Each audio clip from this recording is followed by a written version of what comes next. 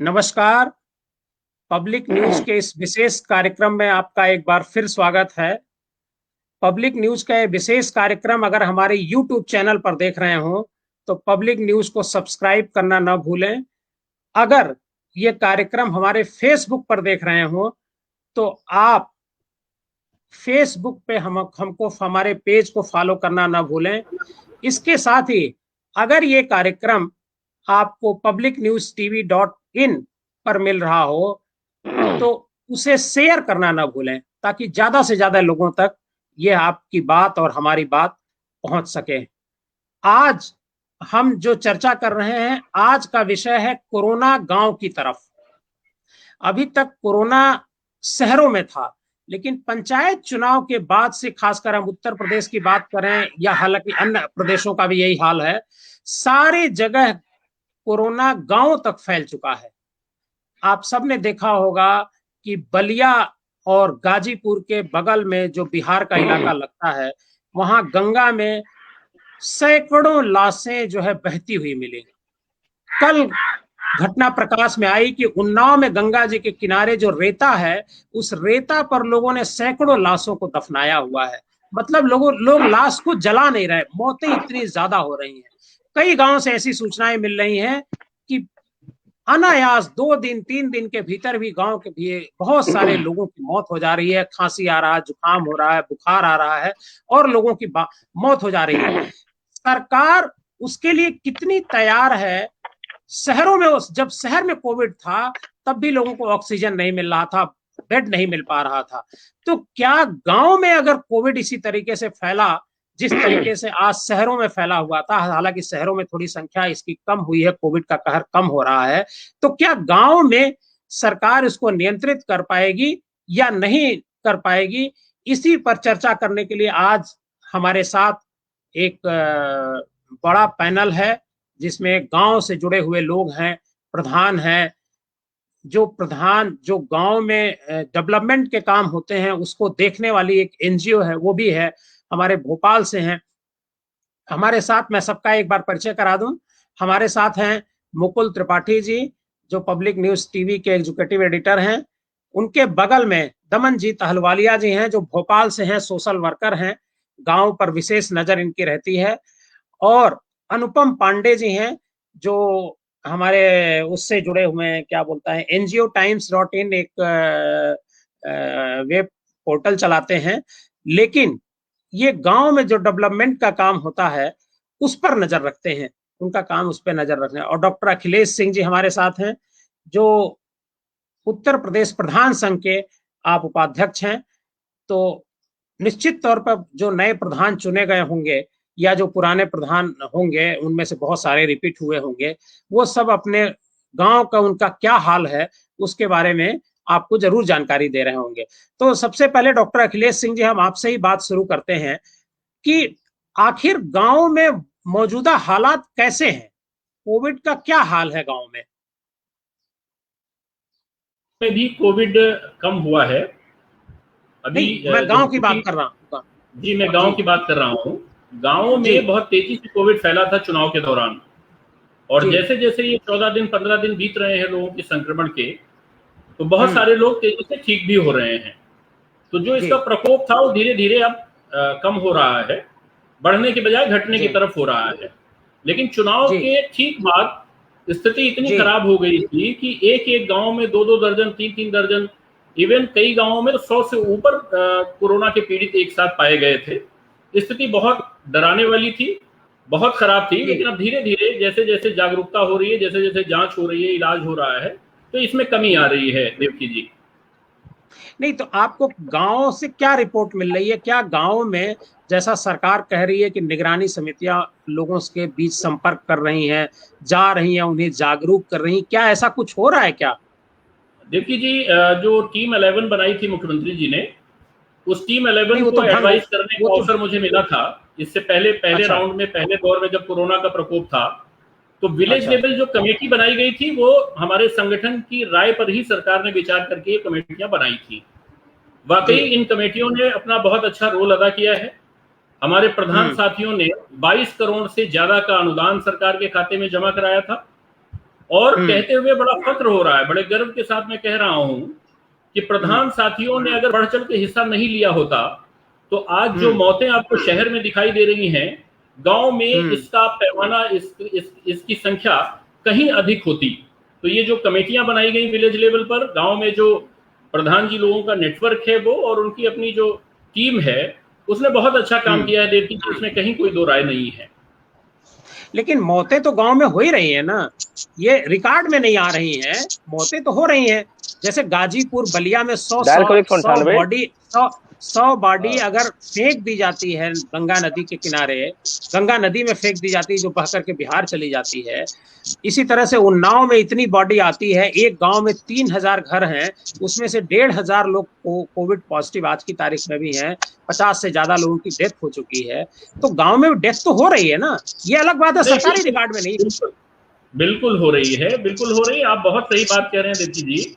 दो कारण हैं जिससे यहाँ की मौतें रिकॉर्ड नहीं हो पा रही। एक तो यहाँ जो कॉन्ट्रैक्ट ट्रेसिंग है वो बहुत अच्छी तरह से वृहद स्तर पर नहीं हो रही है। दूसरा ये है कि जो डेथ होती है उसके बाद अगर पोस्टमार्टम नहीं हुआ तो कैसे पता चलेगा कि वो कोविड पेशेंट था या नहीं था। सिम्टोमेटिक है, उसको जुकाम था, उसको बुखार था, उसको खांसी आ रही थी, उसको सांस लेने में परेशानी थी, लेकिन हम प्रधान या हमारे लोग, हमारे साथी कैसे डिक्लेयर कर सकते हैं कि ये कोविड का पेशेंट था या नहीं था, अगर उसकी कॉन्ट्रैक्ट ट्रेसिंग नहीं हुई है, रिपोर्ट नहीं है, पोस्टमार्टम नहीं है। तो इन वजह से संख्या बेशक कम आ रही है, लेकिन गांव में अभी भी कोरोना के मरीज हैं और मौतें गांव में कोरोना से हो रही हैं। मैं अनुपम पांडे जी, आपको मेरी आवाज आ रही है? जी आ रही है आवाज। अनुपम जी, आपके पास क्या रिपोर्ट है गांव से कि गांव के मौजूदा हालात क्या हैं या इससे पहले कैसे हालात थे? देखिए, जैसा अभी अखिलेश जी ने बताया कि कमेटी लगी है, पोस्टमार्टम से मालूम होगा, लेकिन इस तरीके की कोई बात नहीं है कि जो भी हम लोगों को रिपोर्ट मालूम हुई है उसके हिसाब से वहाँ सिम्टम पता चलता है, लेकिन वो अवेयर नहीं है। वो ये बताने के लिए कि भीड़ वहाँ पे लग जा रही है कि कैसे खत्म हुए, उस बात को छुपा लेते हैं और उसको एक नॉर्मल डेथ की तरीके से ट्रीटमेंट दे रहे हैं, जिससे और भयावह स्थिति आ रही है। वो कोरोना पेशेंट ही है और उसी के बाद उनकी मृत्यु भी हुई, लेकिन उसको रिकॉर्ड करने के लिए न डॉक्टर हैं, न कोई ऐसी टीम है, ना ही उसको रिपोर्टिंग करने का कोई प्रावधान है, क्योंकि प्रधान तो गांव से इस समय है ही नहीं। गांव में प्रधान वो केवल एडीओ और या तो बीडीओ के हाथ में सारी पावर्स हैं, तो उस हिसाब से कोई रिकॉर्ड करने वाला और कोई सूचना देने वाला नहीं है। पुलिस उस बात को दबा ले जाती है और कहते हैं नहीं ऐसे नहीं, ऐसे हुआ, जिससे और बुरी तरीके से फैल रहा है। मतलब क्या लोगों में अवेयरनेस नहीं है? आप क्या कहना चाह रहे हैं, समझ में नहीं आई हाँ, बात जो है। अवेयरनेस नहीं है, पहली बात। और दूसरी बात, जो अवेयरनेस है उसको, जैसे किसी ने बताया कोरोना के लक्षण है, तो उन्होंने कहा नहीं नहीं, खाली बुखार है और मौसम का तब्दीली है, उस कारण से जो है ये प्रॉब्लम आ रही है। और जब तक उसको सही ट्रीटमेंट, दवाएं वहाँ है नहीं, कोविड की कोई जो वो किट है वो वहाँ अवेलेबल नहीं है, तो जो जब तक उसको दवा मिले, सिम्टम जाने, तब तक वो मृत्यु के एकदम आखिरी पायदान पे होता है। जबकि शहर में अगर देखा जाए तो उसके पास ऑक्सीमीटर है, तुरंत चेक करता है कि ऑक्सीजन कम है क्या है, तुरंत उसको जो है अस्पताल ले जाते हैं, या ऑक्सीजन के सिलेंडर तुरंत आ जाते हैं उसके घर पे। इस तरीके का कोई प्रावधान नहीं, जब तक लाते हैं ले जाते हैं उसी बीच में हो जाता है। मतलब गांव में न तो ऑक्सीमीटर है न डॉक्टर है उसे चेक करने वाले। तो जो ये बात कही जा रही है कि लाखों निगरानी समितियां हैं जो घर घर पहुंच रही हैं, 25 करोड़ लोगों तक उन्होंने पहुंचने का दावा किया है, तो ये क्या एकदम अफवाह है? ये सब बातें फर्जी हैं, केवल प्रेस नोट अखबारों में जारी हो रहा है। वो मीडिया किस तरीके से काम कर रही है वो सामने आ रही है, नहीं तो ऐसे डिबेट की आवश्यकता न पड़ती अगर मीडिया सही तरीके से काम कर रही होती। दूसरा, अगर स्वयं सहायता समूह है, हम अभी निगरानी कमेटी की बात ही नहीं कर रहे, स्वयं सहायता समूह है, वो कौन सी कमेटी है, अगर हर गांव की जो भी जारी कर दें तो वहां पे वो संपर्क करे कि फलाना निगरानी कमेटी हमको ऑक्सीमीटर दे या हमको जो भी जरूरत की किट है वो उपलब्ध कराए। लेकिन निगरानी कमेटी के पास कुछ है ही नहीं, ऑक्सीमीटर है नहीं, वो उसकी लिस्ट है नहीं, उसका फोन नंबर है नहीं, उसका मोबाइल नंबर है नहीं। दूसरा, जो गांव का पीड़ित हो रहा है उसके पास कोई फोन नहीं है, कोई उसके पास में व्हाट्सएप नंबर नहीं है, तो वो किससे संपर्क करे? अगर हम देखें डिजिटल डिजिटल कह रहे हैं, लेकिन डिजिटली तो कुछ वहाँ पे है नहीं, न डिजिटल ऑक्सीमीटर है, न डिजिटल थर्मामीटर है, बुखार भी नहीं नाप पा रहे हैं कि कितना बुखार है, उनका शरीर गर्म है, थोड़ा सा गर्म हुआ, और जब तक उसको करे करे तब तक उसकी मृत्यु के आखिरी पायदान पे उसके बाद हो जाता है। तो ये जो स्वयं सहायता समूह बने हैं, जो एमएसएमई के अंदर बहुत सारा करोड़ों रुपया उनको दिया गया है, उनका उपयोग क्यों नहीं करते हैं? निगरानी कमेटी के रूप में उनको क्यों नहीं ला रहे हैं? वो बहुत अच्छा काम कर सकते हैं, लेकिन वहां से कोई पढ़ा लिखा है नहीं, प्रधान आपके पढ़े लिखे नहीं है, कोई पंचायत का जो पंचायत मित्र है वो पढ़ा लिखा नहीं, वो 8वीं पास है, हाई स्कूल पास है। तो ये जो कागजी दावे कर रहे हैं, ये केवल डर के दावे हैं। और अगर ग्राउंड में कह रहा हूँ कि आप एक टीम बना के गांव जो निगरानी कमेटी है हमको बता दें फलानी जगह, हम लोग जाके देखेंगे, तो वो उनकी रिपोर्ट हम आपको पेश कर देंगे। तो वो जब कोर्ट डायरेक्ट हाथ डाल रही है तब जाके तो शहर की स्थिति कुछ इधर उधर हो रही है। सरकारें तो आंख बंद किए हुए, और जो अधिकारी हैं वो अपनी रिपोर्टिंग छुपा रहे हैं। तो ये आंकड़े जो है वो केवल हवा के आंकड़े हैं, और बहुत सारे लोग उसमें बीमार हो रहे हैं, मर रहे हैं, और दवाएं उपलब्ध नहीं है। पीएससी सीएससी सब खाली पड़ी है। आशा बहू के हिसाब से ही वहाँ पे केंद्र चल रहे हैं, और उनके नर्सिंग होम से कांटेक्ट, ये खुले सब वाकये आ चुके हैं, इसमें कोई कहने की आवश्यकता नहीं। विजय चौरसिया जी, हमारी आवाज आपको मिल रही है? विजय चौरसिया जी, हमारी आवाज मिल रही है?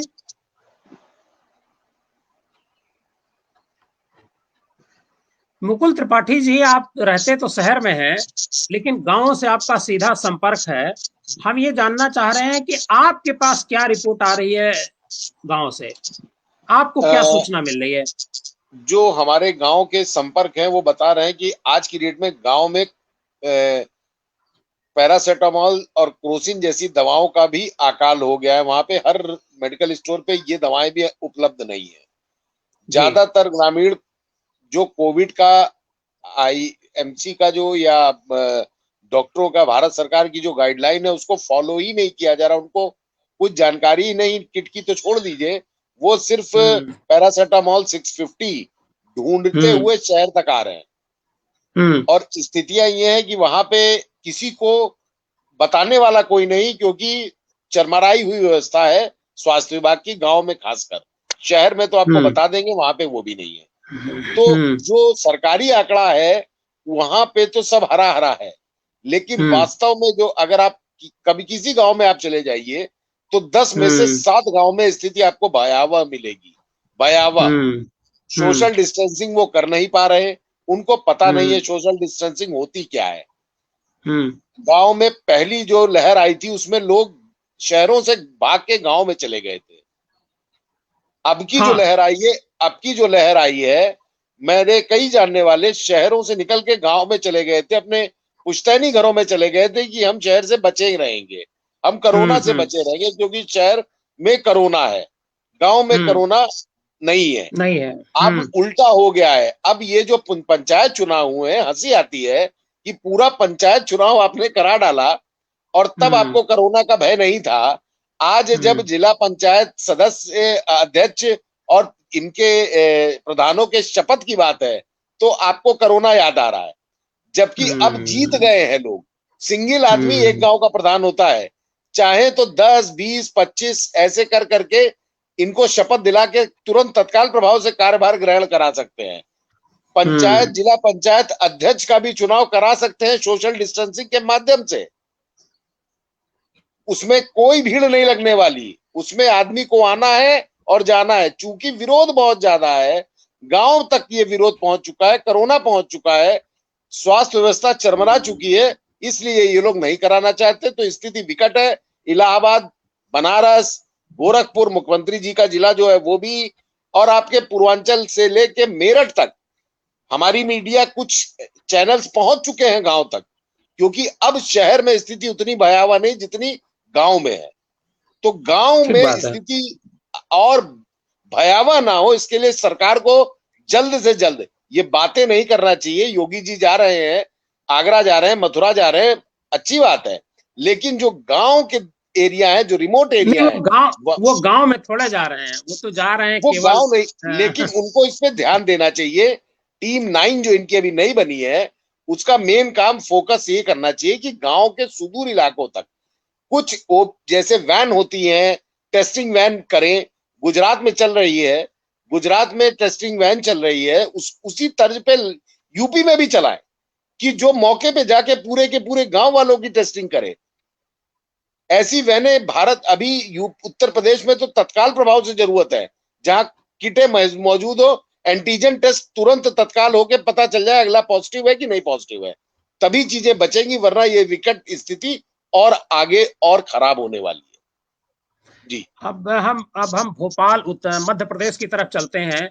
दमनजीत जी, आप नमस्कार। भोपाल में हैं। नमस्कार, भोपाल में आप हैं।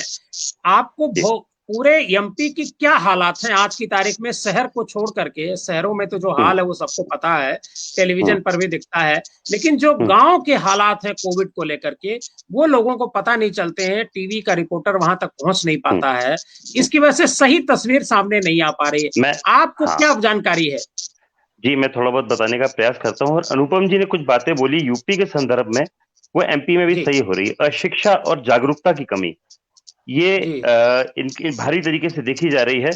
वो इसे कोरोना समझते ही नहीं है, हल्के रूप से लेते हैं और टाइफाइड की बीमारी समझ के झोला छाप डॉक्टर से टाइफाइड की दवाई लेके खा के इलाज को ठीक करने का प्रयास, अपनी बीमारी को ठीक करने का प्रयास करते हैं। नतीजा क्या हो रहा है, जब तक वो शहर में हॉस्पिटल पे आते हैं तब तक मरीज की स्थिति गंभीर हो चुकी होती है, मौत हो चुकी होती है।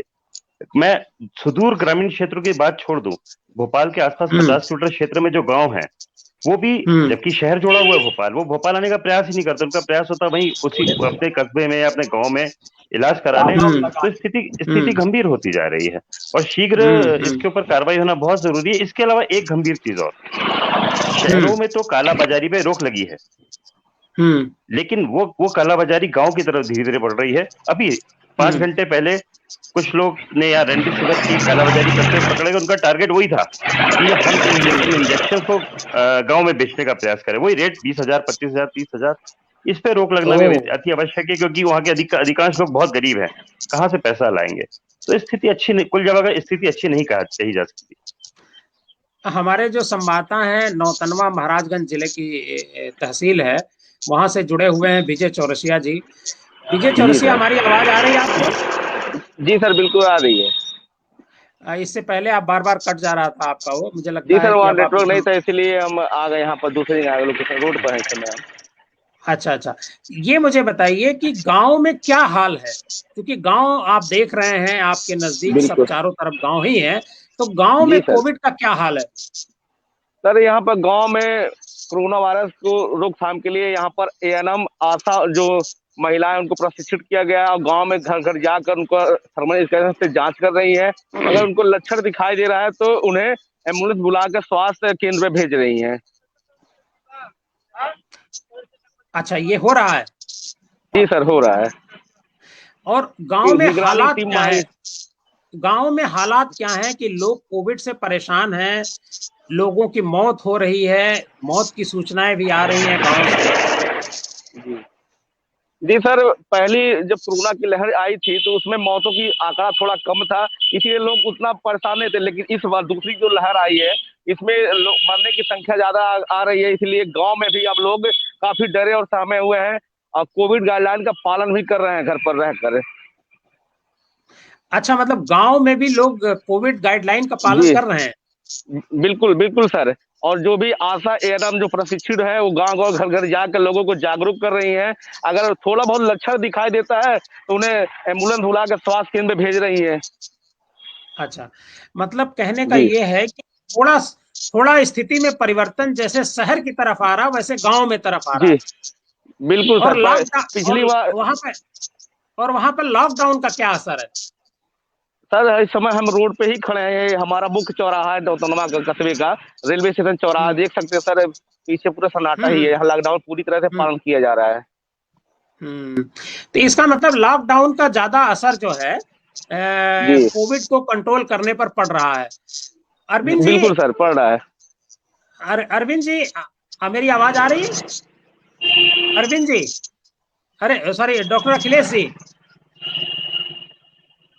आप अनम्यूट कर दीजिए पहले तो। आपका स्पीकर अनम्यूट है, अनम्यूट करिए। म्यूट कर दिया है आपने। मिश्रा जी, मैं बीच में अपनी बात रखना चाह रहा था। मुझे नहीं मालूम इस तरह की मीटिंग से बीच में टोकना चाहिए नहीं टोकना चाहिए। अगर गलत कर रहा हूँ तो क्षमा प्रार्थी हूँ एडवांस में ही। हाँ जी जी जी बोले। विजय जी जहाँ के हैं नौतनवा जी जी सर, वो मेरी ससुराल है, और वहां पे स्थिति इतनी गंभीर है कि वहाँ 3 दिन पहले मेरी बात हुई थी और पिछले 7 दिन के अंदर 45 से 50 मौतें हुई हैं। और वहां पे सबसे बुरी बात, मैं मध्य प्रदेश का होकर उत्तर प्रदेश की बात कर रहा हूँ। वहां पे मुझे विजय भैया सबसे खराब बात विजय जी मुझे ये मालूम पड़ी कि जो लोग पॉजिटिव हो जाते हैं वो उसे छुपाते हैं सर। और छुपाने के बाद आइसोलेट नहीं होते हैं और मार्केट में घूमते हैं, जिससे उसके सुपर स्प्रेडर का काम करते हैं एक तरीके से। ये नौतनवा में बड़ी गंभीर स्थिति है। इवन जिस समुदाय का मैं बिलोंग करता हूँ, सिख समुदाय, उनके काफी लोगों की मौत हुई, आपको जानकारी होगी। और बीच में टोकने के लिए क्षमा प्रार्थी हूं। पूरे महाराज में सर 108 लोगों की मौतें अभी तक हुई है जी। ये तो सरकारी डेटा होगा मुझे लगता है। जी बिल्कुल, हाँ सर, बहुत लोग हाँ, तो लेकिन जाके अपना जी हाँ जो गांव में मर गए सर्दी खांसी जुकाम से, उनका बिल्कुल। तो ये डॉक्टर अखिलेश जी आवाज आ रही है? मैं सुन पा रहा हूँ आपको जी। ये जो निगरानी समितियां हैं, और अभी जो अनुपम पांडे जी ने बताया कि ये जो स्वयं सहायता समूह, ये क्या दोनों एक साथ मिल करके काम कर रहे हैं, या स्वयं सहायता समूह जैसा इन्होंने बताया तो काम ही नहीं कर रहे? नहीं, निगरानी समिति में स्वयं सहायता समूह की लोगों को शामिल करना जरूरी नहीं था। जो निगरानी समिति बनी है वो एक्चुअली थोड़ा निगरानी समिति के बारे में बताइए कि क्या है ये निगरानी समिति। एक्चुअली जो विलेज प्रधान हैं, हमारे प्रधान साथी, उनकी अध्यक्षता में कमेटी बनाई गई थी और उस कमेटी में गांव के कुछ सम्रांत व्यक्तियों को शामिल किया गया था, एएनएम आशा बहू को शामिल किया गया था। हालांकि हम लोगों ने जो प्रत्यावेदन दिया था सरकार को, उसमें कई और स्टेक होल्डर्स को शामिल करने का अनुरोध किया गया था, लेकिन सरकार उस पर रजामंद नहीं थी और इस तरह से कमेटी बनाई गई थी। मैं आपको बताऊं कि ये जो कमेटियां हैं, ये कमेटियों की स्थिति ही हास्यास्पद है। हास्यास्पद इसलिए है देवकी जी कि इस समय 26 दिसंबर को जो चुने हुए प्रधान थे उनका कार्यकाल खत्म हो गया और प्रधानों की शपथ अभी हुई नहीं। तो गांवों में अभी उहापोह की स्थिति है कि प्रधान नाम की संस्था, प्रधान नाम का एग्जिस्ट नहीं कर रहा है कि नहीं कर रहा है। पुराने वालों का कार्यकाल खत्म हो गया, नए का कार्यकाल शुरू नहीं हुआ। नई एक चीज, दूसरे गांव में जो प्रशासक बनाए गए हैं उनका गांव के लोगों से कोई सीधा वास्ता नहीं है। वो सरकार के लोग हैं और उनको सरकारी तरीके से काम करने की आदत है। तो जो एडमिनिस्ट्रेटर हैं, जैसे दो बातें मैं खासतौर पे आपको बताऊं कि एक तो 5,000 रुपए तक किसी गरीब व्यक्ति के इलाज में और उसकी अंत्येष्टि में खर्च करने का अधिकार प्रधान साथियों को मिला हुआ है। अगर चुने हुए लोग कर रहे होते तो इस धनराशि का उपयोग होता और कम से कम अच्छा इलाज नहीं हो पाता तो मरने के बाद सम्मानजनक तरीके से लोगों की अंत्येष्टि हो जाती। जिनके परिवार में बड़े बड़े परिवार हैं, संयुक्त परिवार हैं, उनके परिवार के लोगों की मौत की स्थिति में भी जब डेड बॉडी जाती है तो कंधा लगाने वाले लोग मिल रहे हैं। उसके एकदम आप सही कह रहे हैं। परिवार के लोग, उनकी संवेदनाएं शून्य होती और इतने डरे हुए हैं कि कहीं ये कोविड हमारे पिता की बॉडी से, हमारे भाई की बॉडी से, हमारे चाचा की बॉडी से हमारी बॉडी में नहीं आ जाए, और लोग कंधा देने से कतरा रहे हैं। तो ऐसी स्थिति में चुने हुए लोग आपके पास है नहीं, प्रशासकों के सहारे आपकी व्यवस्था चल रही है और प्रशासकों को कोई संवेदना, कोई संजीदगी उनकी गांव के साथ है नहीं, कोई उनकी भावनाएं गांव के लोगों के साथ है नहीं। तो ये बड़ी जो सेकेंड वेव है आपकी, पहली वेव में प्रधान साथियों ने बहुत अच्छी तरह से हैंडल किया था और अब चूंकि उनकी सेंस नहीं है तो वो जो उनका सामाजिक उत्तरदायित्व है, जो सोशल रिस्पॉन्सिबिलिटी है, उसके तहत जो कुछ कर पा रहे हैं कर रहे हैं। राजनीतिक रूप से और सरकारी रूप से उनके पास करने के लिए कुछ नहीं है। देवकी जी। विजय जी, आप बता सकते हैं कि क्या जो डॉक्टर अखिलेश सिंह जी ने अभी कहा, आपने सुना होगा कि जो मौजूदा प्रधान चुने गए हैं जी, वो कुछ वर्क का वो क्या कर रहे हैं? वो अपने गांव में कुछ काम कर रहे हैं या नहीं कर रहे हैं? उनका कोई कोऑर्डिनेशन इन लोगों के साथ है या नहीं है? जो आशा बहुएं हैं, जो एनएम है या जो निगरानी समिति है, उनके साथ उनका कोऑर्डिनेशन है या नहीं है? अभी सर कुछ नहीं है, जैसे कुछ तो जो पुराने प्रधान जीते हुए हैं वो अपने गांव में सैनिटाइज करवा रहे हैं, आशा बहुओं के साथ जा रहे हैं, लेकिन जो नए नियुक्त हुए हैं वो सर अभी कुछ नहीं कर रहे हैं। उन्हें इंतजार है कि शपथ ग्रहण हो जाएगा, हमें प्रभार मिल जाएगा, उसके बाद हम काम करेंगे। हम मतलब जब संकट के समय में काम नहीं करेंगे, जब ग्राम प्रधान निधि आएगी तब वो काम करेंगे। जो पुराने थे वो काम कर रहे हैं। अच्छा, पुराने वाले काम कर रहे हैं। देवकी जी पुराने प्रधान जी, देवकी जी जो पुराने साथी चुन के आए हैं, पूरे प्रदेश में संगठन ने जो अब तक डेटा कलेक्ट किया है 90% पुराने प्रधान जीत कर नहीं आए हैं, और न उनके साथी आरक्षण था तो उनके समर्थक भी हार गए। तो ऐसी स्थिति में मुकुल कुछ कह रहे हैं। मुकुल मेरे पुराने दोस्त हैं, कुछ कह रहे हैं। मुकुल, सुनना चाहूंगा मुकुल को। मैं वही बात अखिलेश जी, मैं वही बात कह रहा हूं कि जो मैंने पहले कही कि पुराने प्रधान में मैक्सिमम हारे हुए हैं। सरकार को चाहिए था तत्काल किसी भी तरह पोर्टल पे ई शपथ ग्रहण या जैसे भी करा के उनको तत्काल प्रभाव से प्रभार सौंप देना चाहिए था। नहीं तो मुकुल जी फिर तो जब आप ई माध्यम से, ई पोर्टल से शपथ ग्रहण कराने की बात कर रहे हैं, तो लगे हाथ में एक डिमांड भी कर लेता हूं स्टेट से कि ई वोटिंग भी कराएं, क्योंकि इस बार सरकार ने जो वोटिंग कराई है वो प्रजातंत्र नहीं आया है, वो मौत आई है। वो नहीं हो सकती। मांग कर लेता हूं। अखिलेश जी अनुभव आपका भी ज्यादा है, आपको मालूम है कि अभी उसमें कितना तोल मोल होगा। जो लोग हैं अभी पहले जान बचाएंगे, उसके बाद फिर अपना दाम बताएंगे, तब उसके बाद अध्यक्षी होगी। मुकुल जी एक चीज और भी है इसमें एक चीज और है। जो प्रधान की शपथ होनी है, एक्चुअली कोई प्रधान ऐसा नहीं है जिसकी कैबिनेट में 9, 11 और 13 से कम सदस्य हों। बहुत छोटी पंचायतों में 9 मेंबर्स होते हैं, औसत दर्जे में 11 सदस्य होते हैं, 13 और उससे ज्यादा सदस्य भी उनकी कार्यकारिणी में होते हैं। तो लगे हाथ इनकी भी शपथ कराई जाती है। और होता क्या है कि इनकी शपथ ग्रहण आमतौर पर ब्लॉक हेडक्वार्टर पे कराई जाती है, और पूरा एक मजमा इकट्ठा होता है शपथ ग्रहण के दौरान।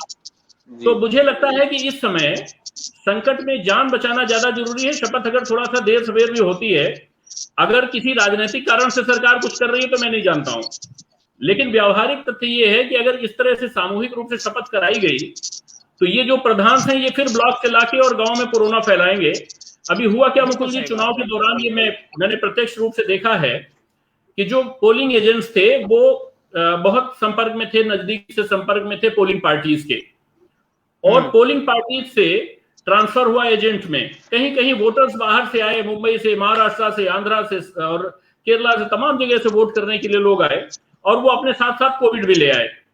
और जब वो बूथ के लिए लाइन में लगे तो वोटिंग के दौरान उन्होंने इसको इस कदर बांट दिया कि वो स्थिति भयावह हो गई मुकुल जी। तो अब कोई शपथ ग्रहण से ऐसी स्थिति, असहज स्थिति ना पैदा हो, इस पर सरकार को गंभीर रहने की जरूरत है मेरे हिसाब से मुकुल जी। साहब मैं देवकी जी सरकार से ये कहूंगा कि जरूरत क्या है कि एक जगह भीड़ जुटा के शपथ ग्रहण किया जाए। हमारे यहाँ वीडियो हैं, और आप एक वीडियो स्तर पे ही जो आपके 15-15 गांव के सेशन करा के, आप जरूरी नहीं कि एक साथ सारा शपथ ग्रहण करा दिया है, उसको 5 दिन 6 दिन के अंतराल में 2-2 घंटे 3-3 घंटे में सिंगल आदमी एक प्रधान को बुलाए, उसके अलावा कोई दूसरा आदमी व्यक्ति ना हो। 10-10 आदमियों का ग्रुप बना के चाहे तो करा सकते हैं, और तत्काल प्रभाव से वहां राहत की और प्रधान की दोनों की स्थिति ठीक हो जाएगी, जिससे प्रधान भी अपना बेहतर तरीके से काम करेगा। चूंकि गुस्सा है जी। अनुपम जी आवाज आ रही है हमारी? अनुपम अखिलेश जी को बोलना चाह रहे हैं। आवाज आ रही है अनुपम जी? जी आवाज आ रही है इसमें ये जो गांव की तस्वीर निकल करके सामने आ रही है कि एक तरफ जो पुराने प्रधान हैं, वो स्वाभाविक सी बात है कि 90% प्रधान नए चुने गए हैं, तो 90% प्रधान हार गए हैं जो पूर्व प्रधान कहे जाएंगे। स्वाभाविक उनकी कोई रिस्पॉन्सिबिलिटी, नए प्रधान, नए ग्राम सभा में कोई रिस्पॉन्सिबिलिटी उनकी है नहीं। तो आखिर में आज जो सिचुएशन है, इस सिचुएशन को कैसे हैंडल सरकार करे? क्या पुराने प्रधान, जो नए प्रधान हैं, उनको शपथ ग्रहण कराए या न कराए? अगर हम ऊपर से आए तो हमारा जो मुख्यमंत्री है वो प्रदेश के मुख्यमंत्री हैं, गांव की तरफ उनका कोई दौरा नहीं है, अभी आपने भी बताया है और हम लोग भी देख रहे हैं। तो ये ग्रामीण मुख्यमंत्री की आवश्यकता है, अगर हम बात करें तो, कि जो गांव की तस्वीर को एकदम क्लियर करे और उनसे 1 to 1 बात कर सके। जैसे उन्होंने एक नंबर जारी किया तो गांव में, और जो अभी टीम 9 की बात हुई है, तो कोई गांव की टीम है ही नहीं। वो तो अभी कोरोना जो शहर का था उसके लिए जो टीम 9 लगी, उसमें भी ऑक्सीजन और इन लोगों की जो है उन्होंने कोई बेहतर व्यवस्था नहीं की। अभी मुकुल जी ने बताया कि ये वीडियो लेवल पे एसडीएम ये क्या कर रहे हैं, इन लोगों का काम क्या था कि उनको शपथ ग्रहण करा देते और उनको बस्ता दिला देते और कहते कि ये गांव की जिम्मेदारी है। जिस हिसाब से सरकार ने, कोर्ट ने आदेश दिया, और ये इसीलिए इलेक्शन हुए थे कि जल्दी से हम इनको सत्ता सौंप दें, जिससे सरकार की कोई भद्द न पिटे कि गांव के अंदर ये कोरोना की कैसे वो करेंगे। लेकिन इतनी तेजी के साथ में विपक्ष ने कुछ किया कि ये शपथ नहीं करा पा रहे। लेकिन तमाम ऐसे सुझाव आए हैं जिसके माध्यम से ये हो सकता है, तमाम तरीके हैं जो अभी सुझाव आए हैं वहां तक की। और कुल मिला के हमको ये कहना है कि यहाँ पे सीएमओ ग्रामीण होना चाहिए।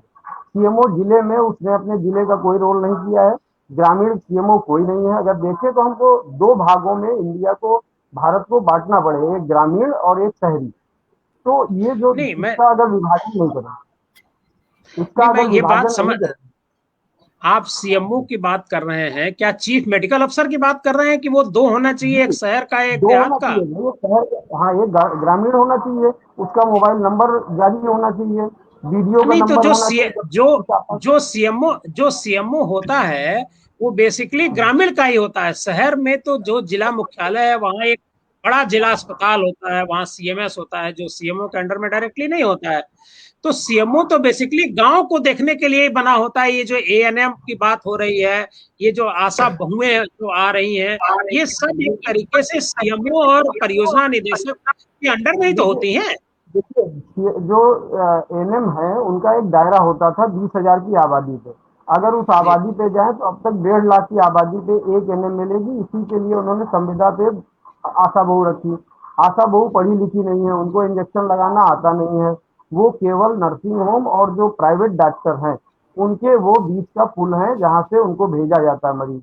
अभी हमारे एक मित्र हैं, उन्हीं की माता जी गांव में, यही सीतापुर की बात है, वहां बीमार हुई और वो कहीं और नहीं रुके, वहां से सीधे लखनऊ लेके आए हैं और उनको करीब करीब 1 हफ्ते से ऑक्सीजन चढ़ रही है। अब ये एक हम बात बता रहे हैं, ऑक्सीजन जबरदस्ती तो चढ़ाई नहीं जाएगी, बाकायदा टीम देख रही है, डॉक्टर देख रहे हैं। इसी कारण से वहां पे अगर सारी व्यवस्थाएं होती तो उनको यहाँ आने की आवश्यकता नहीं थी। उनके परिवार में उनके पिताजी, उनके भाई और सारे लोग संक्रमित हो गए। हम एक परिवार की केवल बात कर रहे हैं, और जो उनका लड़का यहाँ काम, उनका इलाज कर रहा है, तो उनकी बहू भी संक्रमित हो गई। तो इस प्रकार से लखनऊ और सीतापुर जो गांव है वहां तक की ये फैल गया। अब इसमें डॉक्टर भी लगे हुए हैं, कोई किट नहीं उनको अभी तक अवेलेबल हुई है। प्राइवेट नर्सिंग होम की बात बता रहे हैं, वहां पे उनका पैसा खर्च हो रहा है। तो ये गांव और शहर का परिदृश्य है। अगर वो न लाते अपनी माँ को अपनी गाड़ी से बैठा के, न एम्बुलेंस थी ना कुछ नहीं था, तो वो मृत हो जाती। इस तरीके से बहुत सारी व्यवस्थाएं नहीं है वहां पे, तो मृत्यु दर तो बढ़नी है।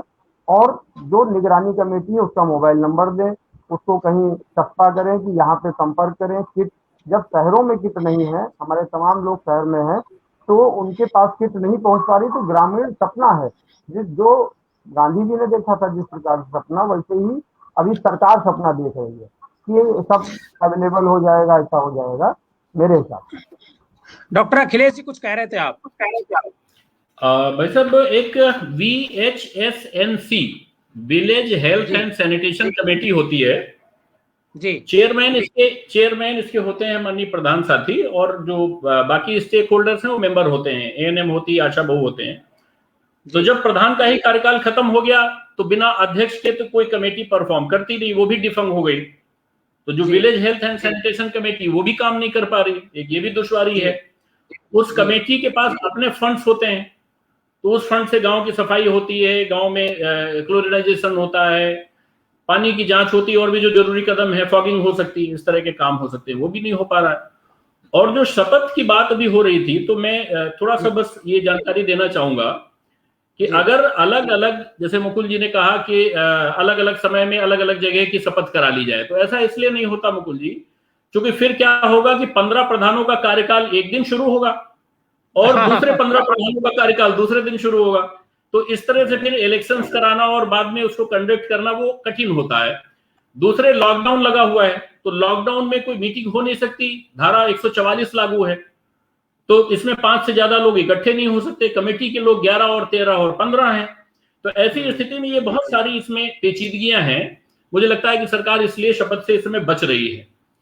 और जो बाकी कदम उठाए जा सकते हैं वो भी, चूंकि चुना हुआ व्यक्ति है नहीं, लीडर है नहीं, तो इस समय का जो गांव है वो नेतृत्व विहीन है, जो चुने हुए लोग हैं वो है नहीं, हारा हुआ मन दबाए अपने घर में बैठा है और जीता हुआ वो बरसे का इंतजार कर रहा है कि साहब वो ग्राम निधि मिले, डोंगल मिले और चेकबुक मिले तो फिर उससे आगे बढ़ा जाए।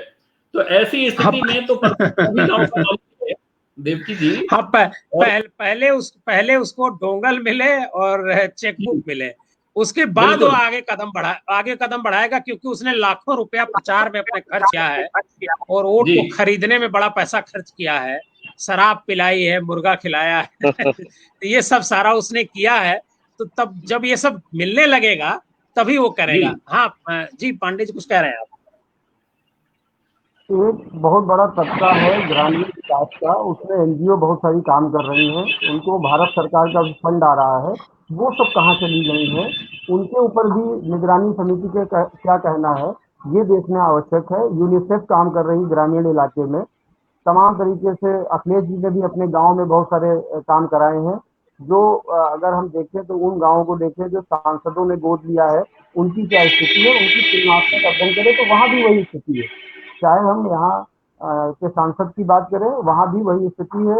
जब यहाँ राजनाथ सिंह की अगर हम बात कर रहे हैं तो वो शहर में अभी तक की व्यवस्थाएं वो दे रहे हैं, बाकी गांव में उनकी व्यवस्थाएं नहीं, उन्हीं के सांसद क्षेत्र के अंदर की बात कर रहे हैं।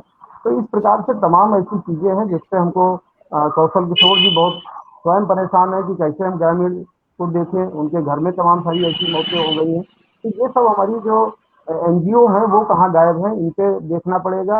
जो ग्राम विकास अधिकारी हैं, जो बीडीओ हैं, और सबसे बड़ी बात होती है सेक्रेटरी, ये सेक्रेटरी कहाँ पे है, उनको 10-10 गांव दे दिए गए। अगर हमारी बात जो करेंगे तो वो कहेंगे कि सेक्रेटरी कहाँ है और वीडियो कहाँ है। और एसडीएम साहब हमारे जो है, जो फौरी दौरा करेंगे, पुलिस विभाग है, वो गांव की जनता को के लिए, रक्षा के लिए। अभी बता रहे हैं कि नौतनवा में है, अभी तक की हम गाड़ी गिन रहे थे कितनी कार निकली है। लॉकडाउन की बात करें तो बहुत सारी कार निकली है, बहुत मोटरसाइकिल निकली है, बहुत साइकिल निकली है। हमारे जो विजय जी हैं उन्हीं के पीछे की हम बात कर रहे हैं, और बराबर स्थिति भी आ रही है। तो लॉकडाउन कागज पे है, हम आपको एक्चुअल बताएं कागज पे है, और तमाम सारी ऐसी तस्वीरें हैं कि केवल कोर्ट को बताने के लिए, सरकार को बताने के लिए। एकदम आप सही कह रहे हैं। नहीं, फिर भी देखिए, लॉकडाउन तो सरकार ने जो लगाया है वो आंशिक लगाया है, लेकिन स्वतः लोग लॉकडाउन का पालन कर रहे हैं, ये अच्छी बात है शहरों में। और अभी विजय ने बताया कि देहात में ऐच्छिक लॉकडाउन है ये, और देहात में भी इसका पालन हो रहा है, ये बड़ी बात है। ये जो अभी अनुपम पांडे जी ने सवाल उठाया, विजय चौरसिया जी, कि क्या गांवों में जो एनजीओ जो काम करती हैं, जो जैसे नौतनवा है या पूरा महाराजगंज है, तो क्या ये एनजीओ भी कुछ आगे बढ़ करके कुछ कार्य कर रहे हैं कि नहीं कर रहे हैं? नहीं सर, इस समय सारे एनजीओ नहीं है, सब बंद, सबकी ऑफिस बंद है इस समय। हमारे यहाँ जीएनके प्लान है, उसके बाद पूर्वांचल ग्रामीण सेवा संस्था है, कई संस्थाएं हैं, लेकिन इस समय कोई काम फील्ड में नहीं कर रहा है। मानव सेवा संस्था है। नहीं, मानव तो बहुत बड़ी संस्था है जी, लेकिन कोरोना वायरस को लेकर कोरोना वायरस को लेते हुए कोई काम नहीं हो रहा सर। अच्छा, कोई काम नहीं हो रहा? नहीं जी।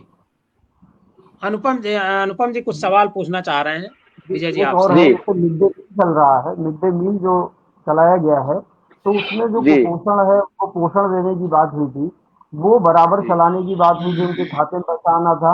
अगर हम देखें कि कोरोना जो है, इम्यून सिस्टम जब कम होता है, हल्का पड़ता है, तब उससे अटैक ज्यादा पड़ता है। तो उसके लिए सरकार ने क्या किया है, आप नौतनवा देख ही रहे हैं। तो वहाँ पे उन बच्चों के कुपोषण, गर्भवती महिलाओं के कुपोषित जो है उनको खाने पीने की बात कही गई थी, वो योजनाओं पे काम करने वाले लोग कहाँ चले गए? लेकिन सर यहाँ पर जो आंगनबाड़ी है, आशा है, वो घर पर जाकर जो आहार उनका आता है, पोषण आहार आता है, वो घर घर पहुंचा रही है अभी भी। यहाँ पर नौतनवा की बात कर रहे हैं हम, वो चल रहा है। अनुपम जी के नहीं, वो चल रहा है, बता रहे हैं विजय जी, बता रहे हैं, ग्राउंड से बता रहे हैं। जी सर, चल रहा है, वो चल रहा है। दमनजीत जी, भोपाल और आसपास का क्या हाल है? अभी कुछ आप कहना चाह रहे थे।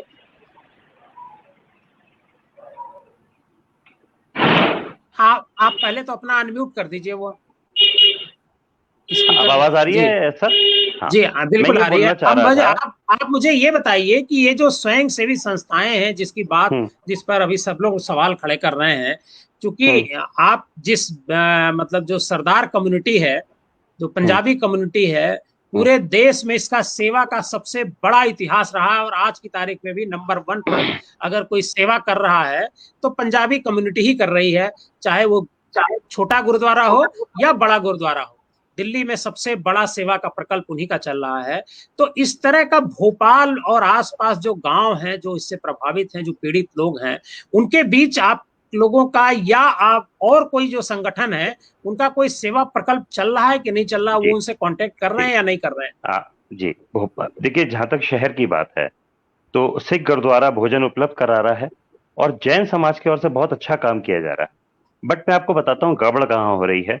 हम भारतीय जब तक इस पैसे की हवस से मुक्त नहीं होंगे, तब तक नेता से लेके, ब्यूरोक्रेसी से लेके, नीचे ग्राम पंचायत हो गई या निगरानी समितियां हो गई, एंड यूजर तक मदद नहीं पहुंच पाएगी। हम सब लोगों के अंदर हवस इतनी ज्यादा है कि अधिकतर राशन का या पैसे का उपभोग बीच में ही गायब हो जाता है और जिसको मदद की जरूरत है उस तक वो मदद पहुंच ही नहीं पाती है। पहली एक गलती तो ये हो रही है। दूसरी गड़बड़ ये हो रही है कि मैं एक उस शहर की उच्च वर्गीय कॉलोनी में रहता हूँ। मैं खुद पॉजिटिव से नेगेटिव हुआ तो कम बाहर निकलता हूँ, लेकिन जब बाहर निकलता हूँ तो मैं स्तब्ध रह जाता हूँ देख के कि आधे से अधिक लोग बिना मास्क के घूम रहे हैं। अब शहर की अगर उच्च वर्गीय कॉलोनी में यह हाल है तो गांव में क्या हाल होगा आप अंदाजा लगा सकते हैं। हम हर जगह हमें न्यूज आती है कि लोग गांव में देर तक दुकानें खुली रहती हैं, लोग बिना मास्क के घूमते हैं। अब ऐसे में स्थिति आप कैसे सोच सकते हैं कि सुधरेगी जब तक एक जागरूकता है। लोग शिक्षित हैं लेकिन लोग जागरूक नहीं है। ये जागरूकता जब तक नहीं आएगी कैसे चीजें ठीक होंगी? और सारे सिस्टम और स्वयंसेवी संस्थाएं, निगरानी समितियां, यहाँ तो अभी तक लोग खुश हो रहे हैं कि मैं निगरानी समिति अध्यक्ष हूं, उसका बिल्ला लगा के घूमूंगा, उसका बैज लगा के घूमूंगा। आपके उत्तर प्रदेश में देखिए, हम एक कारण से हम लोग थोड़े से बेहतर हैं कि मध्य प्रदेश की जनसंख्या उत्तर प्रदेश के आधे से अधिक कम है, तो यहाँ जनसंख्या छितरी हुई भी है, तो हम थोड़ा सा बेटर पोजीशन इस कारण खुद को मान सकते हैं, क्योंकि आपका तो बड़ा घना बसा हुआ राज्य है। लेकिन जब तक हम अपनी जिम्मेदारी ऑलरेडी सोशल डिस्टेंसिंग वहां पर है नहीं है, वही तो मैं बोल रहा हूँ कि लोग बिना मास्क के घूम रहे हैं। मेरे जिस उच्च वर्गीय कॉलोनी में मैं रहता हूँ वहां ये हाल है, तो आप गाँव में अंदाजा लगा सकते हैं कि क्या होगा। जब तक लोग स्वयं अपनी जिम्मेदारी नहीं समझेंगे हम इसे कैसे रोक पाएंगे? आज मेरा ये कहना था। बहुत बहुत अच्छी बात आपने कही। आज की चर्चा को हम यही विराम देते हैं। कोरोना पर गांव में कितना कोरोना का कहर है, आज हम इस पर चर्चा कर रहे थे। हमारे साथ जुड़े थे भोपाल से दमनजीत अहलुवालिया जी, प्रधान संघ के उपाध्यक्ष doctor Akhilesh Singh ji, Mukul Tripathi ji, NGO times के डॉक्टर अनुपम पांडे जी, और हमारे जो महाराजगंज के और नौतनवा के जो संवाददाता हैं विजय चौरसिया जी। आप सभी का बहुत बहुत धन्यवाद इस चर्चा में जुड़ने के लिए। और एक गांव की एक सही जो तस्वीर है कि गांव का में कोरोना का क्या हाल है और सरकार के द्वारा जो उपाय किए जा रहे हैं वो कितने कारगर हो रहे हैं, इन सब विषयों पर हमारी चर्चा रही। बहुत सही, बहुत बहुत धन्यवाद आप सभी का। फिर हम एक बार इस मुद्दे पर चर्चा करेंगे। बहुत बहुत धन्यवाद। धन्यवाद।